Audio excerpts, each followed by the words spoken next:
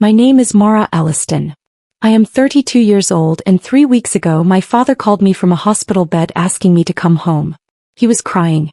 Not the polite, dignified kind of crying that men like my father allow themselves at funerals or retirement speeches. This was something raw. Something broken. The kind of crying that crawls out of a person when they have finally run out of ways to pretend everything is fine. I listened to every second of it. And when he was done, when the silence on the other end of the line stretched long enough that I knew he was waiting, I said 3 words. Just 3. And I heard something I had never heard from Martin Elliston in 32 years of being his daughter. Nothing. Absolute silence. Because there was nothing left to say. But I am getting ahead of myself. To understand what those 3 words meant, you have to understand what the 2 years before that phone call looked like for me. You have to understand what it means to fight for your life in an empty room. And you have to understand the kind of family that could look at their daughter drowning and decide it was an inconvenient time to learn how to swim. Before I go any further, if this story is already hitting somewhere real for you, I want you to take a second and subscribe. Not because I am asking for a favor, but because the rest of what I am about to tell you is the kind of story that deserves to be heard all the way through. Hit that button, drop a comment telling me where in the world you are watching from, and let's keep going. Because it gets so much worse before it gets better. And the ending, I promise you, is worth every painful minute. Let me take you back 2 years, to the version of my life that existed before everything collapsed and had to be rebuilt from scratch. I was living in Tucson, Arizona, in a 2-bedroom apartment on the east side of the city, the kind of neighborhood where the mountains are always visible at the end of every street and the sunsets look like someone set the sky on fire just to show off. I had lived in Tucson my whole life, which sounds like a limitation but never felt like one to me. I loved the heat. I loved the way the desert smelled after a monsoon rain, that sharp green electric smell that rolls in off the creosote bushes and makes you feel like the earth just exhaled. It was home in the most bone-deep way a place can be home. I worked as a patient advocate at a mid-sized healthcare consulting firm downtown. It was exactly the kind of job that sounds boring when you describe it at dinner parties but is actually quietly important. I helped patients navigate insurance denials, billing disputes, treatment authorization delays, the bureaucratic machinery that grinds people down when they are already sick and exhausted. I was good at it. I had a talent for reading the fine print and finding the sentence that saved someone $10,000 or got them the treatment their doctor had been trying to get approved for 6 months. My supervisor, a measured and practical woman named Claudia Reyes, once told me I argued like a lawyer and listened like a therapist. I took that as the highest possible compliment. My apartment was not fancy, but it was mine in the way that only things you pay for yourself ever truly are. I had a second-hand leather couch that I had reupholstered myself with a YouTube tutorial and more patience than I knew I had. I had a small balcony where I kept terracotta pots full of herbs because I had convinced myself I was the kind of person who cooked with fresh basil, which was only occasionally true. I had a cat named Birch, a gray and white tabby with the permanent expression of someone who had expected better from life and was managing his disappointment with quiet dignity. I had a routine, a good one, a life I had assembled piece by piece without anyone handing me anything. That last part matters. Remember it. Here is what you need to know about the Elliston family before I tell you what happened when I got sick. My father, Martin Elliston, was a retired civil engineer who had spent 30 years building infrastructure for Pima County and had transferred the same energy he applied to roads and drainage systems to the management of his family. He was not a cruel man in the obvious ways. He did not yell. He did not drink. He was present in the physical sense of the word. But there was a hierarchy in our household that was never spoken aloud and never needed to be, because it was enforced in 1,000 small daily ways that added up over the years to something that felt like fact. My brother, Caleb, was 2 years older than me and had occupied the top position in that hierarchy since birth. Caleb was the one my father coached in Little League even though Caleb hated baseball. Caleb was the one my father drove 4 hours to watch graduate from the University of Arizona with a degree in business administration, sitting in the front row with a pride so visible it was almost embarrassing. Caleb was the one whose career pivots were described as bold decisions and whose mistakes were called learning experiences. I was the one who put myself through school on a combination of scholarships, work study, and a student loan that took me 6 years to pay off.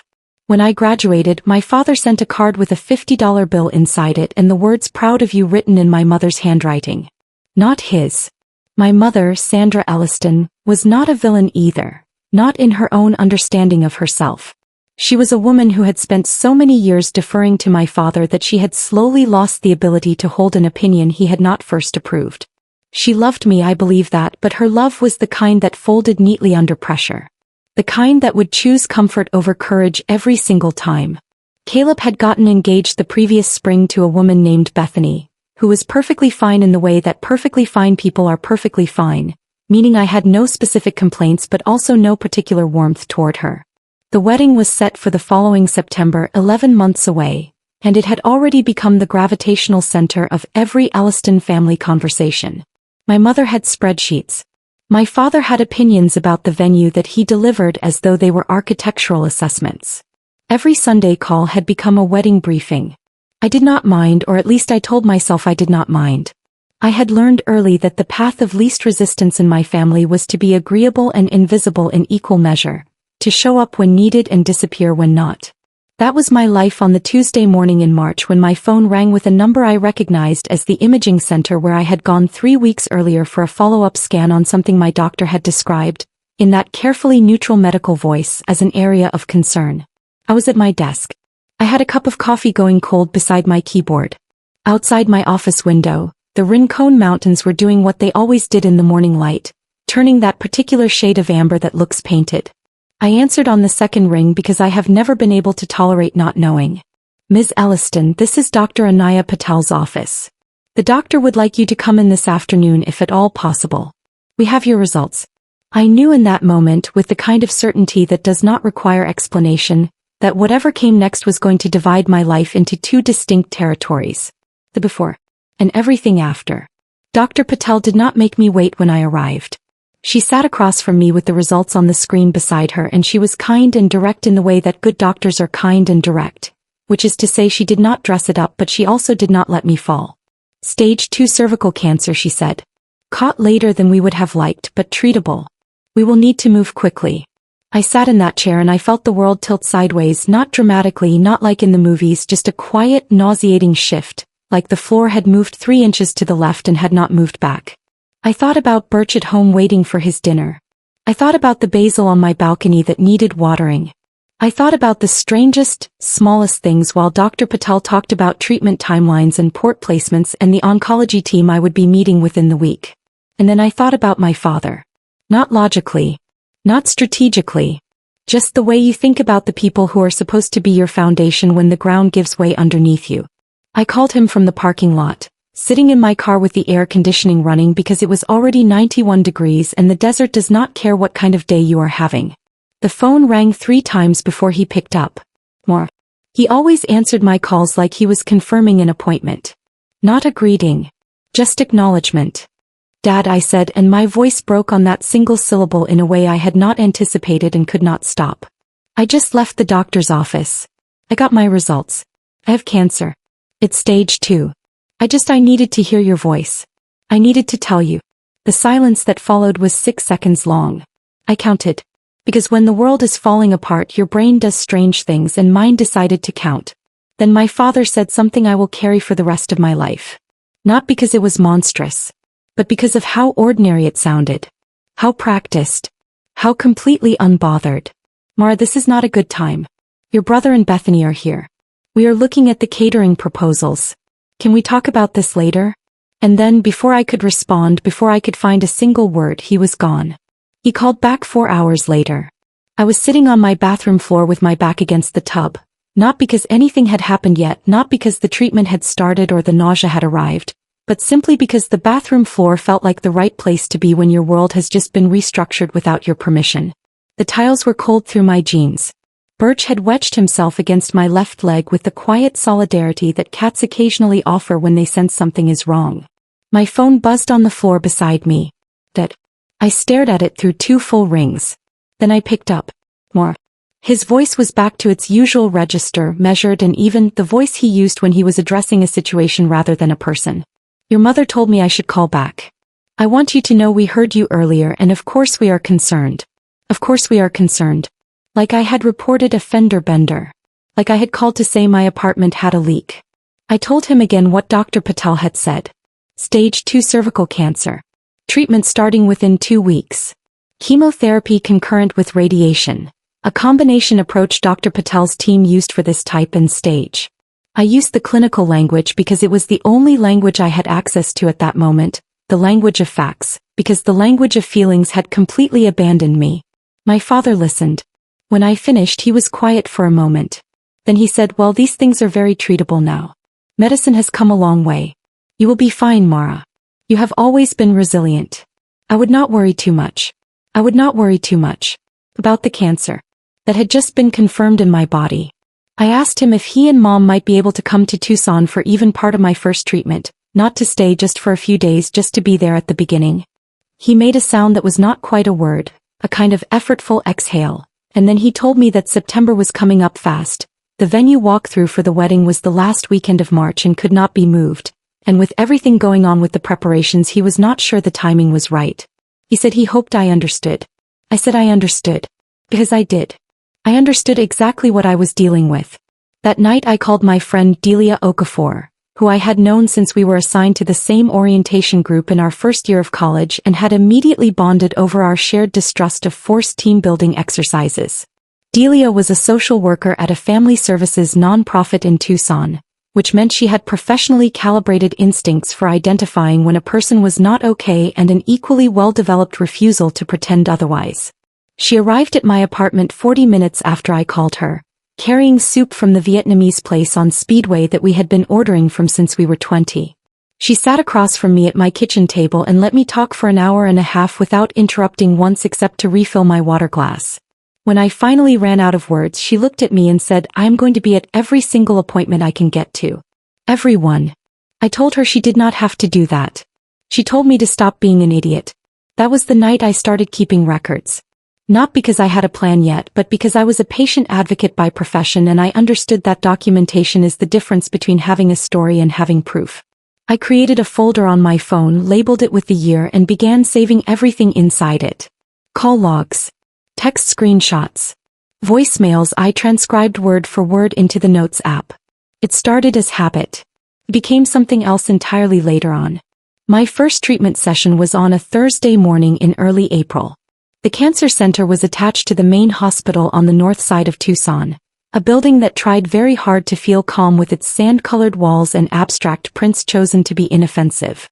The infusion suite was on the second floor, a wide room with padded reclining chairs arranged along windows overlooking a courtyard with a fountain that was probably meant to be soothing. The nurse who checked me in was a man named Terrence, broad-shouldered and unhurried, with the kind of steady competence that makes you feel safer without him having to say a single reassuring word. He asked if I had someone coming to sit with me. I told him my friend was on her way. Delia arrived 11 minutes into the drip, slightly out of breath, still in her work blazer, carrying a canvas tote stuffed with things assembled in obvious haste. A novel, thick socks because she had read that chemo patients get cold ginger candies for the nausea, and a portable phone charger because she said she was not going to let my phone die while I was stuck in a hospital chair. I looked at the bag and then at her, and I did not say anything because there was nothing adequate to say. I texted my mother a photo of the infusion suite before Delia arrived, just so she knew where I was. She replied 40 minutes later with a heart emoji, then a follow-up asking whether the rehearsal dinner should be indoors or have a garden option because Bethany's mother was pushing for outdoor and Mom wanted a second opinion. I screenshot both messages, added them to the folder, and replied that either would be lovely. The next 8 weeks operated on a rhythm that had nothing to do with the life I had been living before. Treatment on Thursdays, recovery through the weekend, the first half of the following week clawing back enough functionality to work remotely, then Thursday again. The fatigue was not tiredness in any sense I had previously understood. It was a heaviness that lived in the bones, a gravity that made the distance between the bed and the bathroom feel like something that required planning. Delia came to every single session. She brought different things each time. Audiobooks, printed crossword puzzles, once a small battery-powered diffuser with peppermint oil because she had read something about it helping with nausea. She sat beside me and worked on her laptop and occasionally read passages aloud from whatever book she had brought and did not make me feel like a burden for a single moment of any of it. My family's engagement with my illness operated on an entirely different schedule. My mother called on Sundays. The calls lasted between 8 and 14 minutes and followed a reliable structure. My treatment updates consumed the first 3 minutes, then the remaining time transitioned seamlessly into wedding logistics, closing with a brief sentiment expressing confidence that I would be feeling better soon. My father did not call. He texted occasionally, short messages that all contained some version of the same phrase. Let us know if you need anything. I began to notice how much work that offer was doing as a substitute for actual presence. It sounded generous on the surface. It placed the entire burden of asking on me. And it gave the person offering it a clean conscience without requiring them to do a single concrete thing. By the 5th week I had lost 12 pounds and most of my hair. Not all at once, but in the gradual demoralizing way that chemo takes things from you, a little more every morning. I finally shaved it myself one evening because I needed to be the one who decided when it ended. Delia sat on the closed toilet lid while I did it and did not cry until she thought I could not see her, which I appreciated more than I ever found the words to tell her. That same weekend my brother Caleb called for the first time since my diagnosis, 6 weeks prior. His opening was, "Hey, so mom says you have been having a rough time." One way to describe chemotherapy for cancer. He asked how I was doing in the tone of someone hoping the answer would be short. I gave him the short version. He said that sounds really tough and that he was sorry, and then he said he actually wanted to ask me something. He and Bethany had decided not to include me in the wedding party, he explained, just to take the pressure off me given everything. He said it like he was doing me a favor. Like erasure was a form of consideration. I told him I completely understood. I screenshot the call log. 11 minutes. Added it to the folder. The worst moment in those early weeks did not happen in the hospital. It happened on a Wednesday night in May when my body decided it had reached some internal threshold and everything needed to stop at once. I spent the better part of 3 hours on my bathroom floor, unable to stand, unable to reach my phone, which had slid under the vanity at some point during the worst of it, just waiting for my own body to finish whatever it needed to do. When I finally got to my phone, I had 2 notifications. A text from my mother sent 2 hours earlier announcing that she and my father had just put down the deposit on Caleb's rehearsal dinner venue and she was so excited, and a reminder from my oncology portal about my next appointment. That was all. No missed calls. No one who had thought to check in on a Wednesday night to see if I was still standing. I lay on that bathroom floor for another 20 minutes just looking at the ceiling, thinking about the particular cruelty of being surrounded by people who love you in theory but cannot locate you in practice. Then I screenshot my mother's text, added it to the folder and pulled myself up off the floor. Because the floor was not somewhere I was willing to stay. Caleb's wedding happened on a Saturday in September, exactly 18 weeks after my first treatment session. I know the exact number because I had been counting treatments the way people count days in a place they are trying to leave, one at a time, each one a small proof that I was still here and still fighting. By that point I had completed the hardest stretch of the concurrent chemo and radiation protocol, and Dr. Patel had described my response as encouraging, which in oncology language meant the tumor was shrinking and the treatment was doing what it was supposed to do. It was the best news I had received in months, and I had celebrated it by sleeping for 14 hours and eating half a container of saltine crackers because that was what my body would allow. Nobody from my family had attended a single one of my 31 treatment sessions. I want to say that plainly without drama because the plainness of it is what made it what it was. 31 sessions across 18 weeks. Delia had been present for 26 of them, missing only when her own work obligations made it genuinely impossible. And even then she arranged for a colleague named Priya to sit with me so I would not be alone. My family sent texts. The week of the wedding my mother called on a Tuesday, which was unusual since she was a Sunday caller. She talked for 9 minutes about the weather forecast for Phoenix where the wedding was being held, the florist, Bethany's dress, the photographer, and a seating chart revision that had caused a minor family dispute I had not been included in because I had not been included in any of the planning.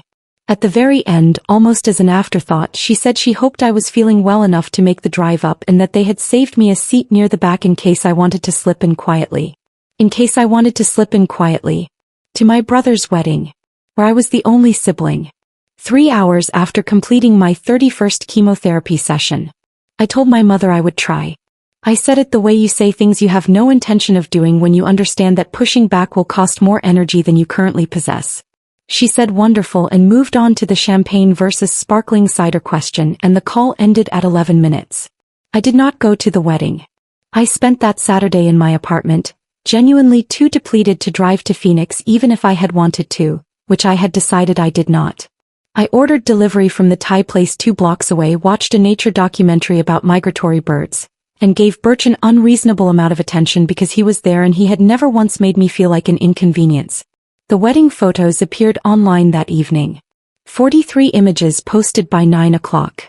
Caleb and Bethany at the altar. My father in a charcoal suit standing straight and proud, one hand on Caleb's shoulder in the photograph that anchored the entire album. My mother in rose gold, beaming.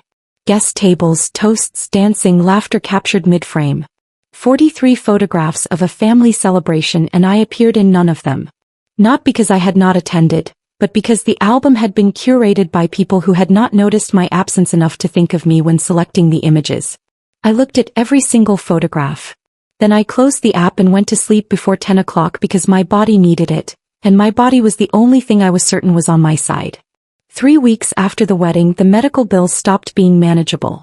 My employer's health plan was genuinely good and I knew how much worse things could have been without it. But good insurance and comprehensive coverage are not the same thing, and the gap between them had a dollar amount attached to it. Between the out-of-pocket maximum, the medications requiring prior authorization that was approved and denied in a pattern designed to be exhausting, and the supplemental costs accumulating around the edges of treatment, I was looking at $39,000 that my savings account was not going to cover. I composed a text to my father one evening at my kitchen table, writing it 4 times before sending it. Each version was shorter than the last because I kept removing the parts that sounded like justification and I did not owe him one. The final version was direct. I told him I needed help with medical bills, that I was asking for a loan, that I would put the terms in writing and pay it back in full. He replied the next morning in 3 sentences. The wedding had been a significant expense and they were being careful with their finances. He was sure I understood given my line of work. He thought I should look into whether the hospital had a financial assistance program. He was right that many hospitals have financial assistance programs. I knew this because I spent 40 hours a week helping other people navigate exactly those programs, and my father knew that I knew it and he told me to look into it anyway. I screenshot the exchange, added it to the folder, and applied for a personal loan at 11% interest the following morning because I had good credit built from years of paying every bill on time, and at least that was something no one could take from me. What happened next is the part of this story I have told the fewest people. It was a night in October about 3 weeks after the loan came through. My treatment had shifted into a maintenance phase, less intense than before but still demanding. I had a follow-up scan that week and was waiting for results. Dr. Patel's office had said 3 to 4 business days and it had been 5, and anyone who has waited for cancer scan results knows that the extra day is not just a day. It is a specific kind of suspended time where no amount of distraction fully works because some part of your brain is constantly running the numbers on what the delay might mean. I was sitting in my living room at 11 at night, unable to sleep, when my phone lit up with a name I had not seen call me in weeks. I answered immediately because late calls usually mean something real. But it was not something real. She had pocket-dialed me. I could hear the television in the background, my father's voice saying something I could not make out, the ambient sound of a quiet household evening. Ordinary sounds. Unremarkable sounds. The audio of a night that meant nothing to anyone inside it. I stayed on the line for almost a minute before the call disconnected. I sat there for a long time after that. Not crying. I was past crying in the specific way that happens when grief stops expressing itself as tears and becomes something quieter and more structural, a rearrangement of your understanding of what certain relationships actually are when you remove the stories you have been telling yourself about them. My scan results came back the following afternoon. Dr. Patel called me herself. She said the tumor had responded well. She said we were looking at a clear path toward remission if I continued on the current protocol. He said, "This is good news, Mara. Really good news." I thanked her and sat in the hospital parking lot for 22 minutes without moving, just holding what she had said. Good news. Real hard-won, expensive good news. And I had nobody to call who would understand the full weight of it. Nobody who had been present for enough of the preceding months to know what that result had actually cost to reach. I called Delia. She screamed loud enough that I held the phone away from my ear. She said she was leaving work early, coming over, and we were going to eat real food and not discuss anything medical for one entire evening. She arrived an hour later with groceries and an energy that did not allow for argument. We sat in my kitchen and I ate properly for the first time in what felt like weeks, and I let myself feel something close to relief without immediately finding a reason to distrust it. I did not call my parents that day. I thought about it, the way you think about reaching for something that has burned you before, your hand moving out of reflex before your memory catches up. But I let the impulse pass. That night before I slept, I opened the folder on my phone. Not to add anything new. Just to look at what was there. Months of quietly accumulated evidence. Each entry a piece of something I could not yet fully name but understood I would eventually need. I closed it, set my phone face down, and slept better than I had in months. Something was shifting. I could feel it even then. I want to stop here for a moment and tell you something that took me a long time to understand. When you are sick and the people who are supposed to love you are not showing up, there is a voice inside you that keeps trying to explain it away. You tell yourself they are busy. You tell yourself they do not fully understand how serious it is. You tell yourself that if you just communicated it differently, if you used the right words or the right tone or the right moment, they would respond the way you need them to. You construct elaborate justifications on their behalf because the alternative, accepting that they understand perfectly and are choosing something else anyway, is almost too heavy to carry while you are also carrying a cancer diagnosis and a loan at 11% interest and the daily work of keeping yourself alive. I had been carrying both for months. The illness and the justifications. And somewhere between that pocket-dialed call from my mother and the good news from Dr. Patel, I quietly set the justifications down. Not in a dramatic moment. Not in a conversation or a confrontation. Just in the parking lot of a hospital on an ordinary Tuesday afternoon, I let myself know what I already knew. My family was not coming. They had made their choice not through cruelty, but through the specific cowardice of people who prefer their comfort to your survival. And I could not keep pretending otherwise and also get well at the same time.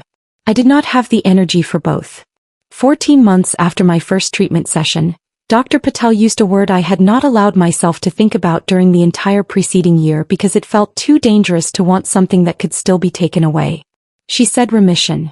She said it clearly and without qualification, sitting across from me in her office with the scan results pulled up on the screen beside her. And she said, "Mara, we are looking at a complete response. No evidence of disease. You are in remission." I nodded. I said thank you. I shook her hand. I walked out of the building, got into my car and drove to the parking structure exit where I had to stop and pay the attendant. And I sat at that barrier for longer than was reasonable because I could not remember how to find my card. The attendant, a young man who had probably seen every variety of human disorientation at a hospital exit, waited without comment until I located it in the side pocket where it had always been. I drove home. I fed Birch. I stood in my kitchen for a while doing nothing in particular. Then I called Delia, who cried in a way she had not cried at any point during the preceding 14 months, not the controlled, held-together version of herself she had maintained through every treatment session to keep me steady, but something unguarded and enormous that I had not known she was holding back. When she finally stopped, she said, "I need you to know I never told you how scared I was because you needed me not to be scared." And I told her I knew. I had always known. That was the only moment in the entire day that I cried. I did not call my parents. I thought about it with the same reflexive impulse I had been learning to observe without acting on, the hand reaching for the hot surface before the brain intervenes. I let it pass. I made dinner. I ate it. I went to bed at a reasonable hour and slept through until morning, which was itself a kind of miracle after 14 months of nights that rarely cooperated. My parents found out about the remission 11 days later. My mother called on a Sunday, her usual day, and near the end of the call, in the slot that had previously been occupied by wedding logistics and was now filled with updates about Bethany's pregnancy and nursery paint colors, she asked how my health was going. Not how I was. How my health was going. I told her I was in remission. Full remission confirmed 2 weeks prior. Her response was immediate and warm and lasted about 45 seconds before she transitioned into asking whether sage green or warm white was better for a nursery because Bethany was leaning toward sage but Caleb thought it might be too dark. I said I thought either would be lovely. What changed in the months following my remission was not my family. They remained precisely what they had always been, orbiting the sun of Caleb's life while I existed somewhere in the outer atmosphere, too far out to generate warmth and too present to be forgotten entirely. What changed was me. I went back to full-time in-office work and discovered that 14 months of fighting for my own life had made me considerably better at fighting for other people's.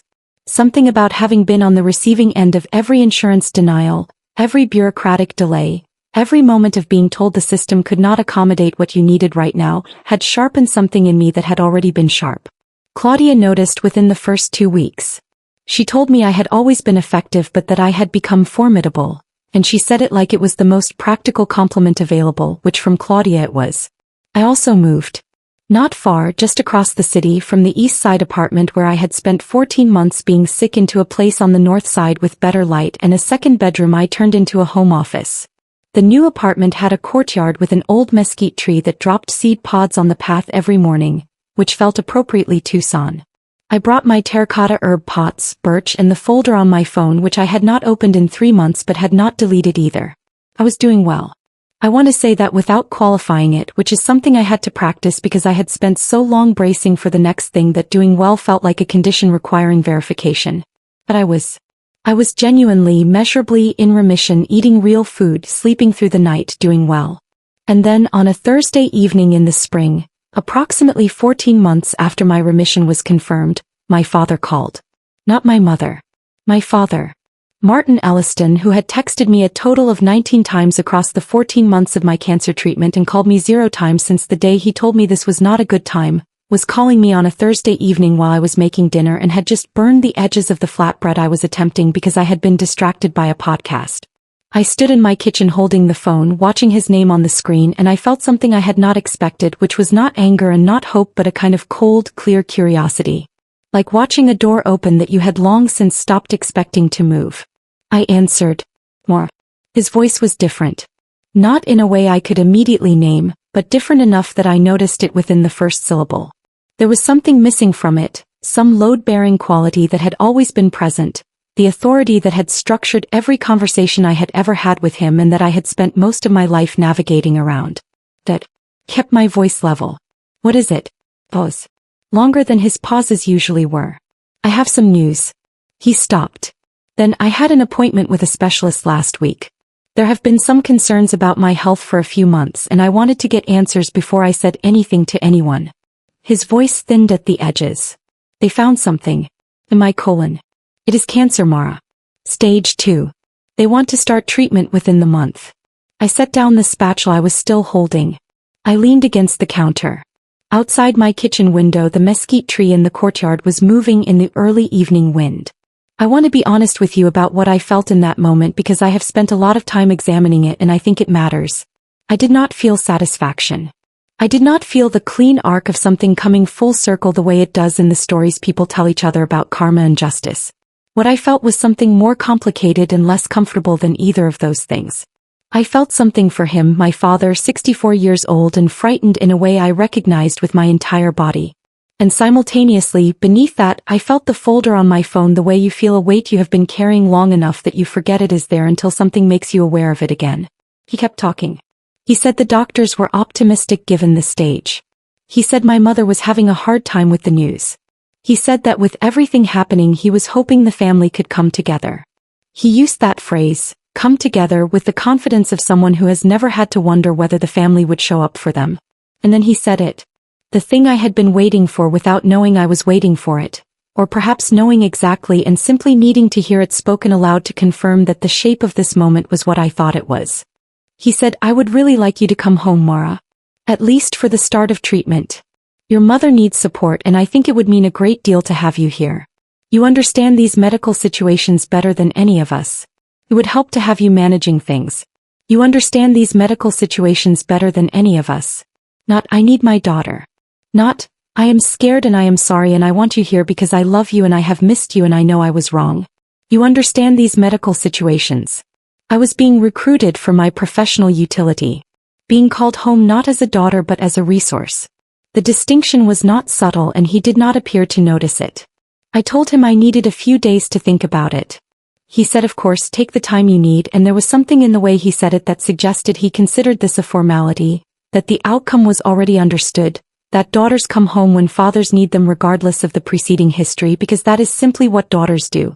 After I hung up I stood in my kitchen for a long time. The flatbread was a loss. Birch appeared in the doorway with his customary expression of mild professional disappointment and I picked him up and stood there holding a cat in my kitchen in the city I had rebuilt my life in, thinking about a man I had called from a parking lot 2 years ago with the worst news of my life. A man who had heard me and chosen catering proposals, and who was now asking me to come home and manage his medical situation because I would be useful. I called Delia. I told her what my father had said. She listened without interrupting, which meant she was either being careful or she was angrier than she wanted me to hear. When I finished, she was quiet for a moment and then she said, "What do you want to do?" And that was the right question. Not what should you do? Not what does he deserve? What do you want to do? Because for the first time in this entire story, the answer to that question was mine to give, and no one else's to decide. I told her I was going to sleep on it. She said that was reasonable. She said whatever I decided, she was behind it completely. She said call me tomorrow and tell me everything. I opened the folder that night. Not out of anger. Out of necessity. I scrolled through 2 years of evidence, all those dates and words and silences converted into documentation, the record of a family that had loved me in theory and absented itself in practice. I read through it slowly, the way you read something important, and when I was done I closed it and sat in the quiet of my apartment and thought about what it meant to have the power to decide. I drove to my parents' house on a Sunday. Not because my father had asked me to come that specific day, but because I had decided that if I was going to do this, I was going to do it on my terms, on a timeline I chose, in a way that left no room for the story to be rewritten afterward by anyone in that house who might be tempted to try. I told no one except Delia, who texted me at 7 in the morning before I left with a message that said simply, "You know exactly what you are doing and I am here when you get back." I did know. That was the thing. For the first time in as long as I could remember, I walked into a situation involving my family knowing exactly what I was doing and exactly why. The drive from Tucson to the house in Scottsdale where my parents had moved 6 years ago was an hour and 40 minutes in light Sunday traffic. The house was in a planned community with wide streets and identical terracotta roof lines and the kind of relentless tidiness that suggests everyone inside is working very hard to maintain an appearance. My parents' house was at the end of a cul-de-sac, a single story with a desert landscaped front yard and a double garage and a ceramic pot of artificial succulents flanking the front door that my mother had placed there because, as she had once explained to me, real ones require too much attention. I sat in my car in the driveway for a few minutes. Not out of hesitation. Out of deliberateness. I wanted to arrive composed, not performing composure, actually composed, which are different things that look identical from the outside but feel nothing alike from the inside. The front door opened before I reached it. My mother stood in the doorway in a blouse I had not seen before, her expression doing the complicated work of conveying warmth and guilt and relief simultaneously. She had aged in the 2 years since I had last seen her in person, not drastically but visibly, in the way that stress accelerates certain things in people who are not equipped to process it. More. She stepped forward and put her arms around me before I could adjust to being in her presence. She held on for a moment longer than our usual hugs had ever lasted, which told me something about how frightened she was. "You look wonderful. You really do." I thanked her and stepped inside. The house was the same as I remembered and different in the way that houses shift when someone in them is ill. There was a stillness to it that had not been there before, a quality of things being held carefully. A pill organizer sat on the kitchen counter that had never been there previously. A printed sheet of medical instructions was affixed to the refrigerator with a magnet beside the grocery list. My father's reading chair had been moved closer to the window, which I suspected had something to do with his needing more light for the paperwork that chronic illness generates in quantities that feel designed to overwhelm. My father was in that chair when I entered the living room. He stood when he saw me, slowly and with the particular deliberateness of someone recalibrating their relationship to their own body, and I looked at him and saw what his phone voice had already told me. He was diminished. Not broken, not frail in any dramatic sense, but the version of Martin Elliston standing in that living room was a smaller man than the one who had answered my calls with the flat certainty of someone who had never once questioned whether he was right. More. He said my name the same way he always had, but the register underneath it was completely different. He gestured to the couch across from his chair. "Sit down." I sat. My mother disappeared into the kitchen, which was what she did when she needed a moment and also when she wanted to give us one. He looked at me for a long moment before he spoke. "I appreciate you coming," he said. "I know things have been difficult between us. Difficult between us." As though difficulty was something that had arisen mutually, organically, from the friction of two equally positioned people moving in different directions. As though it were weather. I kept my expression neutral. I had been practicing neutral for 2 years and I was very good at it by then. He told me about the diagnosis in more detail than he had given me over the phone. The timeline of when he first noticed symptoms and chose not to mention it to anyone. The specialist he had seen, the imaging, the biopsy, the staging conversation. He used medical language with the careful pronunciation of someone who has recently learned new vocabulary and is not yet comfortable with it. Stage 2 colon cancer. Surgery scheduled for the following month. Chemotherapy to follow depending on the surgical results. I listened. I knew how to listen to medical information with full comprehension while maintaining a completely unreadable face. I had been doing it professionally for years. I let him finish. Then I said, I want to ask you something before we talk about anything else. His eyes shifted slightly. People who are not accustomed to being questioned have a particular response to the opening of a question. A brief tightening that happens before they decide how to receive it. I said, when I was going through treatment, how many times did you or mom visit me in Tucson? He was quiet. I already know the answer, I said. I am asking because I want you to say it. The silence stretched long enough that my mother appeared in the kitchen doorway, a dish towel in her hands, and then thought better of whatever she was about to say and disappeared again. We were going to, my father said finally. There was just so much happening with Caleb and the wedding and then Bethany's pregnancy. I nodded. I reached into my bag and took out my phone. I had the folder open before I set it on the coffee table between us, the screen facing him. I pulled up the hospital visitor log first. The document I had requested twice during treatment and once after, each time from different departments to ensure I had complete records. It was formatted in simple columns, dates down the left side, a visitor column on the right. 31 entries. 31 dates spanning 14 months. And in the visitor column, the same word repeated 31 times in the flat institutional font of hospital record systems. None. I let him look at it. I did not say anything while he looked because the document said everything that needed saying, and I had learned during 14 months of treatment that silence is frequently the most powerful thing in a room. His face changed as he read down the page. Not dramatically. My father was not a dramatic man. But something moved through his expression that I had genuinely never seen there before in 32 years. Something that looked, from where I was sitting, like the specific grief of a person seeing clearly for the first time something they had been successfully not looking at. I scrolled to the text messages next. The one where my mother had replied to my chemo update with a heart emoji and a question about rehearsal dinner venues. The one where my father had responded to my request for a loan by suggesting I investigate hospital financial assistance programs. The one where Caleb had called to tell me he had removed me from the wedding party for my own comfort. I laid them out in sequence on the screen, methodical and unhurried, the way I would have organized documentation for any case I was building at work. My father read without speaking. When he reached the loan message, the one he had sent in 3 sentences that amounted to a professionally phrased no, he stopped scrolling. I had a $39,000 out-of-pocket balance, I said. I took a loan at 11% to cover it. I have been paying it off for 14 months alongside my regular expenses. I said this not to shame him but because it was a fact, and facts have weight that feelings can be argued away from. More. His voice had dropped to something I genuinely did not have a prior reference point for. Something undefended. I am not here to make you feel guilty, I said. I want to be clear about that. I am here because you asked me to come and because I believe you deserve to have an honest conversation with your daughter before you start treatment. The same thing I deserved 2 years ago when I was the one sitting where you are sitting now. He looked up from the phone. I said, I know what it feels like to be scared of what is coming. I know what it feels like to sit in a chair across from a doctor and hear words that rearrange everything. I know what it costs to go through treatment. I know all of it, Dad. I know it in a way that you do not yet but will.